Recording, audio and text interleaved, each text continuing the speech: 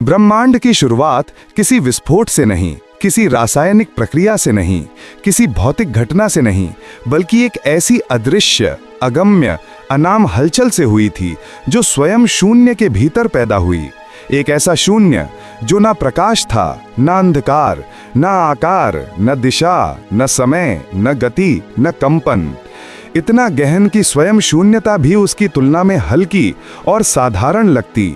उस आरंभहीन अवस्था में कोई शुरुआत नहीं थी, कोई अंत नहीं था, सिर्फ एक अनंत मौन था जो इतना विशाल था कि उसमें स्वयं अस्तित्व का प्रश्न भी डूब जाता। उसी मौन के अंदर किसी अकल्पनीय क्षण में एक इच्छा जागी, एक अत्यंत सूक्ष्म, अत्यंत दिव्य, अत्यंत मौलिक कंपन, जैसे परमात्मा के भीतर से उठता हुआ एक बीज सा प्रश्न। मैं कौन हूँ? मुझे स्वयं को जानना है। यह प्रश्न ब्रह्मांड का पहला आंदोलन था, पहली तरंग, पहला आह्वान। यही इच्छा ब्रह्म का पहला स्पंदन बनी। वही स्पंदन आगे चलकर नाद बना। वह नाद जो न शब्द था, न ध्वनि, बल्कि ध्वनि की जड़ था। वह कंपन जिसे किसी भी वैज्ञानिक साधन से पकड़ा नहीं जा सकता, क्योंकि वह पदार्थ से पहली का सिद्धांत है। नाद जब पहली बार प्रकट हुआ तो उसने स्वयं शून्य के भीतर बैठे एक अदृश्य, निष्कंप, स्थिर, प्रकाशमय केंद्र बिंदु को स्पर्श किया। यह बिंदु कोई कण नहीं था, कोई रूप नहीं था, बल्कि स्वयं चेतना का मूर्धन्य केंद्र था। एक ऐसा केंद्र जिसमें संपूर्ण अस्तित्व का सार छिपा था, जो इतना शांत, इतना स्थिर, इतना उज्जवल था कि उसकी स्थिरता में ही संपूर्ण ब्रह्म की संभावनाएं दबी थीं।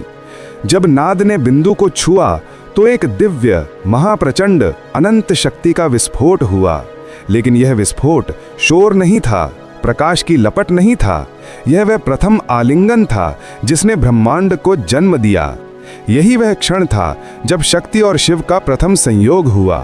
बिंदु शिव बना, नाद शक्ति बनी। नाद की गति ने सृष्टि को दिशा दी और बिंदु की स्थिरता ने सृष्टि को केंद्र। शक्ति नृत्य करती गई, ऊर्जा फैलती गई और शिव की चेतना उन सबको एक अदृश्य संतुलन में बांधे रही। यही पहला मिलन अद्वैत से द्वैत की ओर यात्रा थी, जहां एकत्व ने स्वयं को दो भागों में बांटकर अस्तित्व को जन्म दिया। ऋषियों ने कहा कि पहले शिव अकेले थे, अदृश्य, निराकार, अनंत। लेकिन जब उन्होंने स्वयं को जाना तो पहले उन्होंने स्वयं को विभाजित किया। एक भाग शक्ति बनी, एक भाग शिव। यही विभाजन सृष्टि का प्रारंभ था।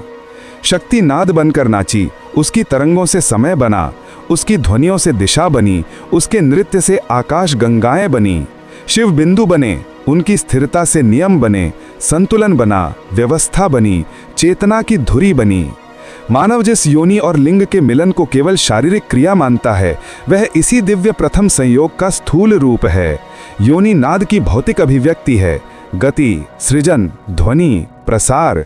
लिंग बिंदु की अभिव्यक्ति है, प्रकाश, स्थिरता, चेतना, बीज। दोनों का मिलन केवल शरीर का कार्य नहीं, बल्कि ब्रह्मांडीय सिद्धांत का पुनरावर्तन है। हर जन्म उसी स्पंदन का दोहराव है जो आदिकाल में हुआ था।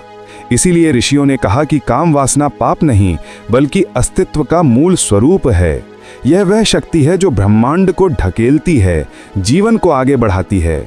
लेकिन जब यह ऊर्जा बिखर जाती है, जब पुरुष बिना चेतना के अपना बीज, अपना बिंदु व्यर्थ करता है, जब स्त्री बिना जागरूकता के अपनी ऊर्जा, अपना नाद अराजक बना देती है, तब यही दिव्य ऊर्जा पतन का कारण बन जाती है।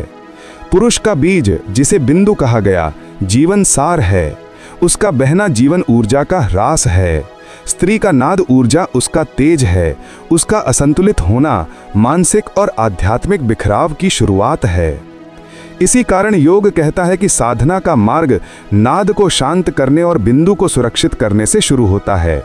जब कोई साधक नाद की ध्वनियों को, विचारों की उथल पुथल, भावनाओं के शोर, इच्छाओं की दौड़ को शांत कर देता है, तभी वह बिंदु की स्थिरता को छू सकता है। और जब वह उस स्थिरता में विलीन हो जाता है, तब वह वही अनुभव करता है जो सृष्टि के आरंभ में हुआ था।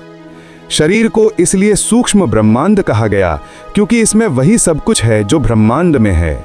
मूलाधार में वही प्रथम स्पंदन है। स्वाधिष्ठान में वही गति है जो तारों को जन्म देती है। अनाहत में वही नाद है जो प्रेम, करुणा और चेतना के रूप में गूंजता है। आज्ञा में वही प्रकाश है जो दिशा देता है, और सहस्रार में वही बिंदु है जो मोक्ष का द्वार है। इसी देह के भीतर जन्म होता है जब नाद और बिंदु मिलते हैं। इसी देह के भीतर मृत्यु होती है जब बिंदु क्षीण हो जाता है और नाद बिखर जाता है। और इसी देह के भीतर मोक्ष होता है जब नाद शांत होकर बिंदु में विलीन हो जाता है। इसी नाद बिंदु रहस्य का प्रत्यक्ष अनुभव कुछ महान ऋषियों ने किया। उनमें से एक रुद्राश्व नामक साधक था जो हिमालय के घने वनों में रहता था और जिसने 108 वर्षों तक बिंदु की रक्षा और नाद की साधना की। उसकी साधना इतनी प्रखर थी कि उसकी देह से प्रकाश निकलता था, और जब वह ध्यान में बैठता था तो उसके आसपास का वातावरण इतना स्थिर हो जाता मानो हवा भी हिलने की हिम्मत ना करे। कहते हैं कि रुद्राश्व अपने भीतर वही प्रथम ब्रह्मांडी कंपन सुनता था, वही नाद जिसने सृष्टि को जन्म दिया था। जब वह गहरी समाधि में डूबता था तो उसकी चेतना इतनी स्थिर हो जाती कि उसका मन पूरी तरह बिंदु समान हो जाता, न विचार, न समय, न पहचान। उस अवस्था में वह केवल प्रकाश था, केवल मौन था, केवल चेतना था। एक ऐसा प्रकाश जो किसी दिशा से नहीं आता और किसी दिशा में नहीं जाता, वह बस होता है। लोग कहते हैं कि रुद्राश्व को मोक्ष नहीं मिला क्योंकि मोक्ष उसके लिए छोटी अवस्था थी। वह स्वयं बिंदु बन गया, स्वयं शिव चेतना का अंश बना। इसीलिए आज भी गहन रातों में बर्फीली हवाओं के बीच जब पूरा हिमालय सो जाता है, कभी कभी एक हल्का कंपन सुनाई देता है, इतना सूक्ष्म कि कान से नहीं आत्मा से सुना जाता है। कहते हैं वह रुद्राश्व का नाद है जो अभी भी अपनी अंतिम विलय यात्रा पर है। मनुष्य इस महान सिद्धांत को भूल चुका है।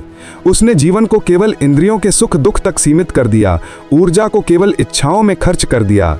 वह नहीं समझ पाया कि हर विचार एक नाद है, हर भावना एक तरंग है, हर संकल्प एक कंपन है, और हर कंपन की दिशा या तो उसे उन्नत कर सकती है या गिरा सकती है। काम वासना केवल शरीर की भूख नहीं, यह वही ब्रह्मांडीय नृत्य है जो सृष्टि को चलाता है। लेकिन इसका दुरुपयोग मनुष्य को दुर्बल, भ्रमित, अस्थिर बनाता है, क्योंकि यह बिंदु का क्षय है। यही ऊर्जा जब ऊपर उठती है साधना के माध्यम से, जागरूकता के माध्यम से, संयम के माध्यम से, तो वही वासना कुंडलिनी बन जाती है। वही अदृश्य शक्ति जो रीढ़ के तल में सोई रहती है और साधक के जागने की प्रतीक्षा करती है। जब साधक ध्यान में नाद को शांत करता है तो उसके भीतर एक मधुर, दिव्य, अकल्पनीय कंपन उठता है, इतना सूक्ष्म कि वह सुनाई नहीं देता, इतना शक्तिशाली कि वह चेतना को हिला देता है। फिर यह नाद धीरे धीरे ऊपर उठता है, स्वादिष्ठान से मणिपुर, मणिपुर से अनाहत, अनाहत से आज्ञा और अंत में सहस्रार तक। वहाँ बिंदु खड़ा होता है अपनी अनंत स्थिरता के साथ, और जैसे ही नाद सहस्रार में प्रवेश करता है एक दिव्य संयोग होता है। वह प्रथम का ब्रह्मांडीय मिलन का सूक्ष्म पुनरावर्तन है। यही वह क्षण है जब साधक शरीर भूल जाता है, समय भूल जाता है, स्वयं को भूल जाता है। वह केवल प्रकाश रह जाता है, केवल चेतना रह जाती है। यही मोक्ष है, यही सृष्टि का अंतिम सत्य है। नाद से सब कुछ शुरू होता है और बिंदु में सब कुछ समाप्त होता है। बाकी सब यात्रा है, एक अनंत नृत्य, अनंत स्पंदन, अनंत संगीत। आशा करता हूँ यह जानकारी आपको पसंद आई होगी। जाते जाते वीडियो को लाइक कर देना और कहानी सुनो स्टोरी ट्रेलर चैनल को सब्सक्राइब कर लेना आने वाली वीडियो के लिए। मिलते हैं नेक्स्ट वीडियो में, तब तक अपना ख्याल रखिए। बाय, धन्यवाद।